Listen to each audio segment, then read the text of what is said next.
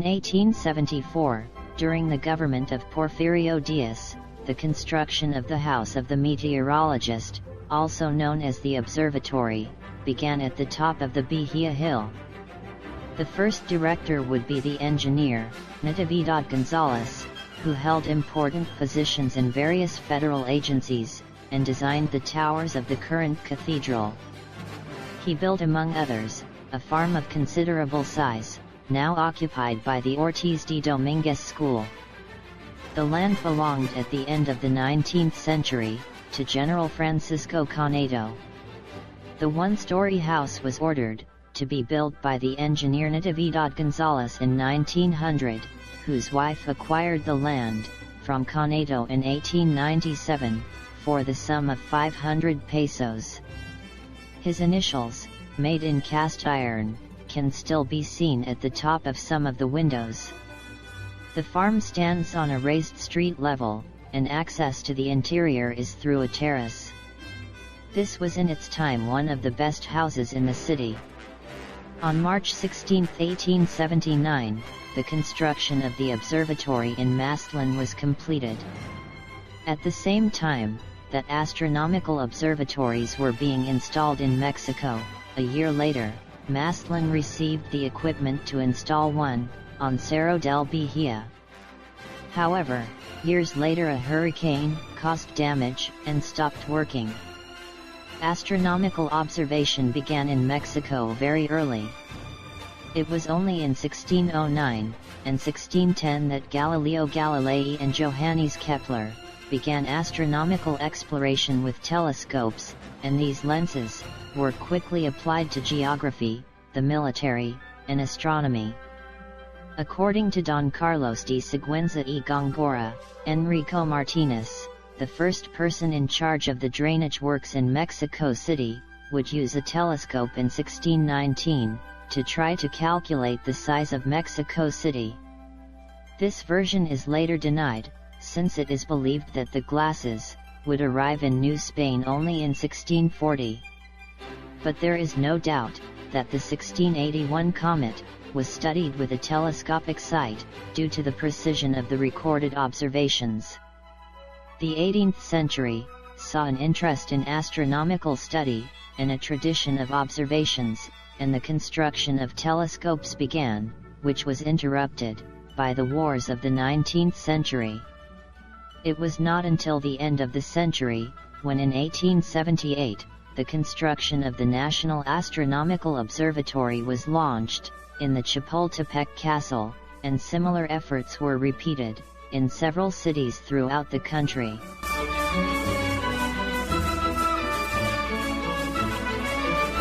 In 1882, before the rare passage of Venus in front of the Sun, the Mexican government supported the acquisition of several specialized telescopes, a task entrusted to the first director of the observatory, Angel Anguiano. These devices were installed in the Tacubaya Observatory in those years, so far from the capital that it did not receive its light pollution. These observatories were linked to meteorological work, and their buildings fulfilled the double phenomenon of observing rains then stars. Meteorological centers began with Córdoba in 1859 and Orizaba in 1860, to have a rapid development in the last 20 years of that century. In 1879, the Meteorological and Astronomical Center of Mazatlan, the only one in the state of Sinaloa, began its construction in Cerro del Bahia, and there is a record of rainfall activity between 1880 and 1886. Its director was the engineer Pedro Acosta Leon, and more later the civil engineer, Alejandro Quijano. There were no more than 10 meteorological centers in the country, with the importance that Mazatlan acquired. In 1887, a hurricane caused damage to the building, so it stopped operating, and it was never rescued. Now, a private Amado Guzman did the best for this historical building.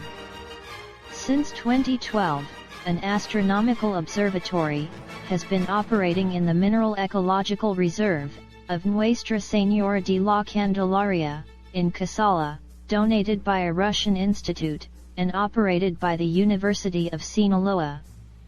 Due to its characteristics, it is unique in Mexico and the second in Latin America.